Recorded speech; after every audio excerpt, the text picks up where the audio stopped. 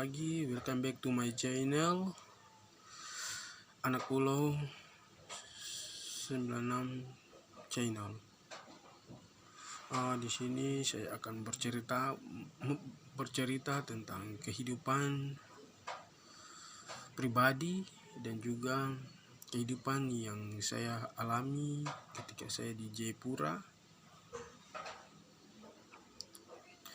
2016. Saya pertama kali datang di Jayapura. Itu saya daftar di salah satu, saya tinggal di Organda dari 2016. Saya datang untuk melanjut kuliah. Ini saya cerita tentang pengalaman saudara-saudara. Saya datang di Jayapura pas mau daftar kuliah. Saya punya kakak itu sudah datang kuliah duluan, dia di informatika di Uncen atas. Ketika saya itu bercita-cita saya mau kuliah di FKM, itu saya rencana mau ke Manado, tapi ya keterbatasan biaya. Saya datang karena kakak laki-laki sudah keterbatasan biaya, aku datang saja ke Jayapura. Aku kuliah nanti ada FKM juga di Jayapura. Sudah saya dari Numfor berangkat ke Biak. Saya tinggal di om saya di Sorido, di Biak di Sorido. Terus saya lanjut lagi ke Jayapura. Saya di Jayapura, saya punya kakak jemput saya di pelabuhan Jayapura. Itu saya ikut kapal putih, kapal Sinabon.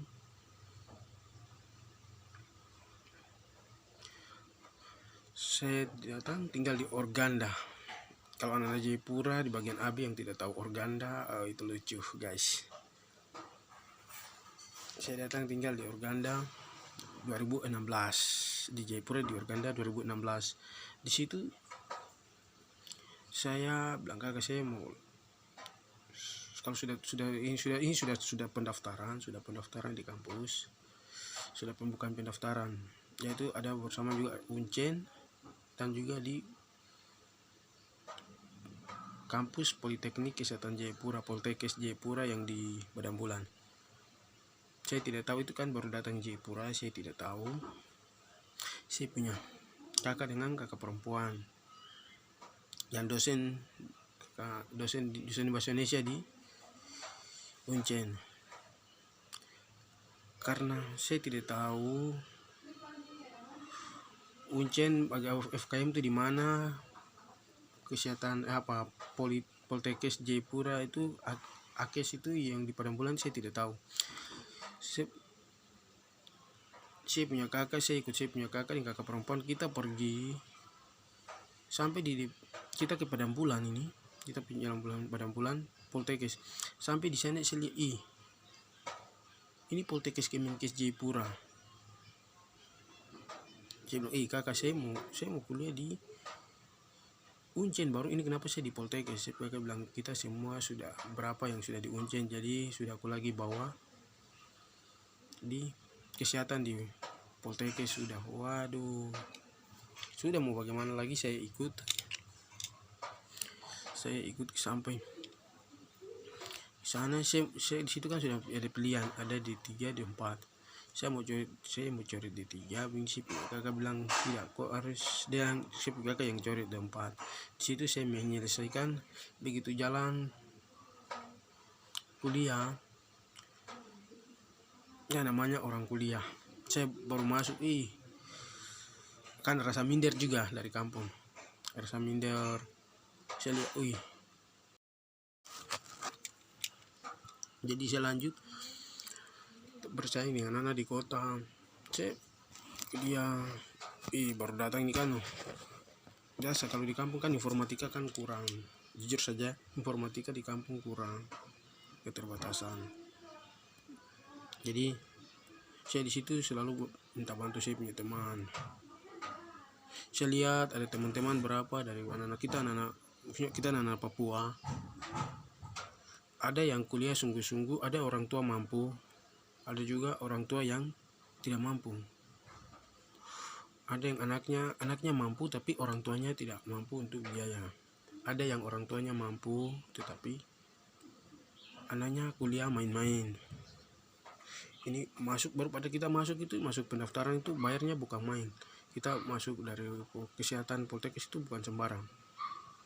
Kita masuk itu, saya punya awal pendaftaran tuh itu sekalian bayar dengan biaya dari kampus semester 1 2 dan juga perlengkapan semua. Itu kasarnya itu hitungnya hampir 18 juta. Jujur saja di situ membuat saya motivasi bahwa saya harus bisa. Tinggal dengan saya punya kakak di Organda. Saya jalan kaki pagi pergi kuliah, mulai saya bertahan semester 1, saya ikut semester 1 ya. Begitu masuk IPK keluar semester 1, saya lihat, wih, jauh agak ya jauh dengan anak-anak di kota ya. Kadang duduk di belakang, ajak-ajak bicara, diam-diam ikut kuliah. Mulai tahan semester 1, semester 2, semester 3 ya IPK semakin ya saya ada peningkatan karena punya prinsip bahwa ada orang tua di kampung dan juga keluarga di kampung, bahwa berharap di situ bertahan kuliah. Walaupun tinggal ya kita merantau tinggal dengan orang itu tidak seenak kita tinggal dengan orang tua sendiri. Tinggal dengan orang tua sendiri saja Tuhan nih, kita tidak bisa tidur saja, kita harus kerja dulu baru bisa makan. Saya punya bapak itu kalau kita tidak sekolah, kita tidak bisa makan, kita tidak boleh makan. Saya punya bapak punya prinsip, saya punya bapak itu orangnya keras. Jadi itu modal buat saya. Jadi tinggal dengan saya punya kakak walaupun dimarah, bertahan sampai semester dia semenjak jalannya ini praktek, saya bersaing, saya pintar. Jadi di situ juga saya saya pintar untuk mencari teman. Saya bisa lihat teman yang bisa membantu saya dekati teman. Di situ saya punya teman juga, ada teman satu Yoman, orang dari Wamena, itu salah satu teman yang punya prinsip. Dia di bagian pegunungan tapi dia punya prinsip yang sama dengan saya bahwa jangan kita mengalah dengan keadaan. Di situ saya tinggal sampai di situ saya tinggal dengan kakak perempuan. Saya keluar tuh sekitar semester 5. Saya keluar di Organda, saya tinggal di Ale-Ale. Saya punya teman orang Genyem. Saya tinggal baru kuliah. Tapi ya ada banyak pengaruh karena di kota itu banyak pengaruh. Di situ saya tidak pergi kuliah hampir 1 bulan, teman-teman. Hampir 1 bulan saya tidak datang kasih tunjuk muka di kampus. Saya punya teman-teman banyak tanya, ini kawan ini sudah mau ujian akhir baru kok di mana?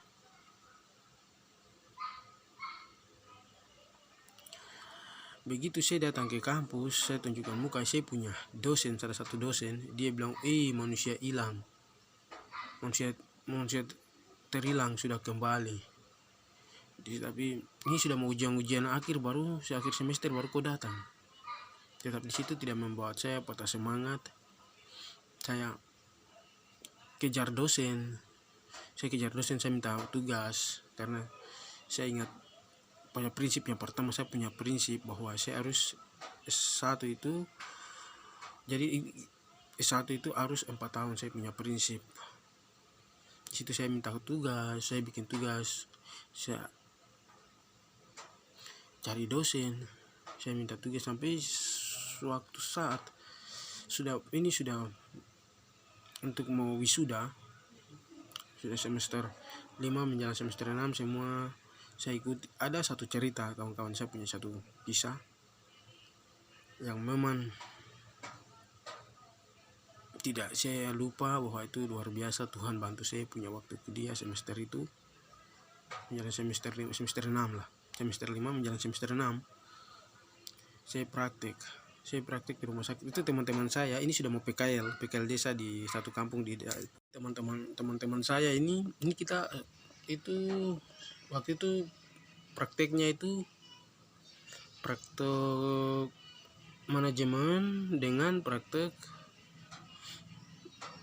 gawat darurat ya. Jadi saya ini sudah terlambat karena saya terlambat administrasi, saya kurang uang, maka saya terlambat. Saya punya teman-teman ini sudah selesai praktiknya di salah satu rumah sakit, yaitu Rumah Sakit Dian Harapan di Waena.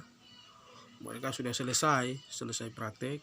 Saya ini baru mau bayar, saya baru mau turun praktik. Mereka sudah selesai di Dian Harapan, mereka mau lanjut manajemen, karena manajemen ini tidak bisa ambil perorangan, harus dengan tim untuk belajar cara manajemen yang baik. Saya sudah terlambat, jadi saya sebenarnya harus turun untuk ambil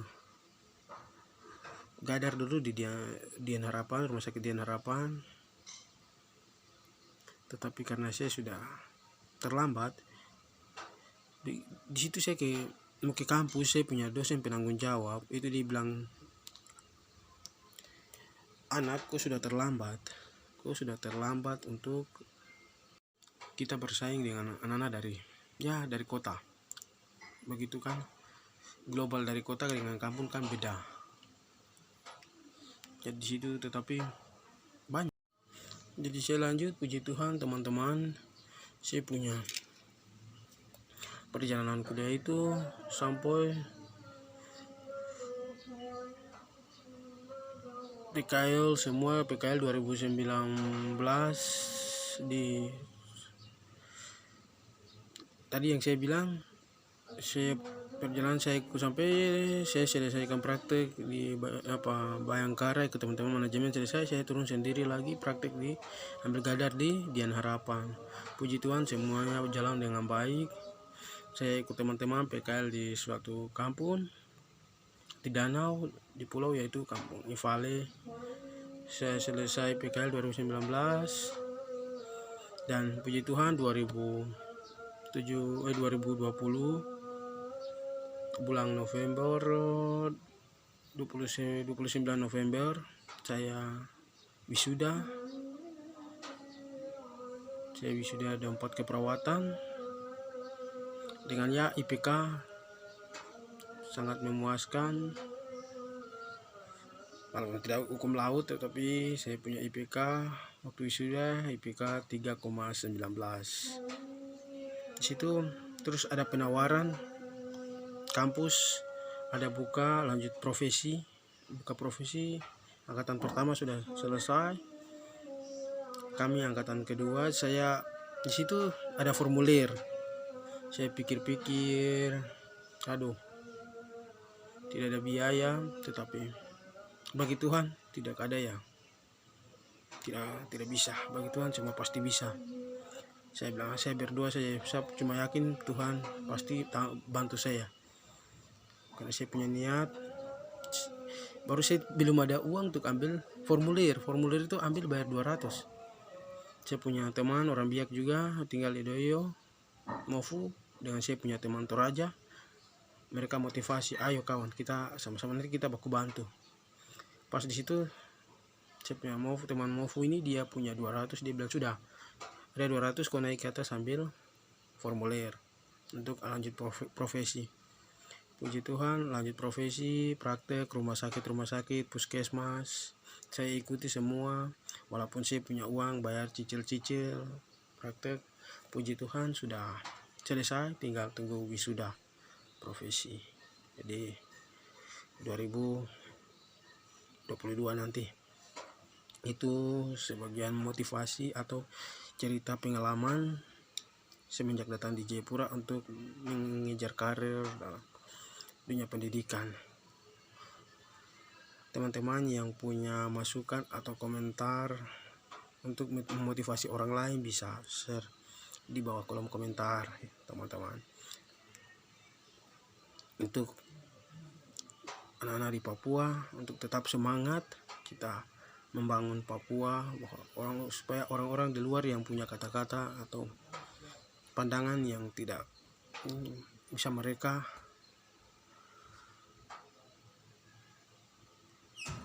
melihat bahwa Papua juga bisa, kita anak-anak Papua juga bisa. Jangan patah semangat, tetap mengikuti atau punya prinsip, saya pasti bisa karena Tuhan saya luar biasa. Terima kasih teman-teman. Semoga video yang saya punya video pribadi, cerita pribadi, masih banyak yang saya masih cerita lagi, tetapi saya rasa sedikit yang saya bagikan bisa menjadi motivasi buat teman-teman yang mau baru kuliah, yang punya kekurangan biaya. Tetapi jangan percaya bahwa kesempurnaan itu ada pada Tuhan. Tuhan akan membantu kita. Terima kasih, sekian, sampai jumpa lagi di video-video saya selanjutnya. Terima kasih.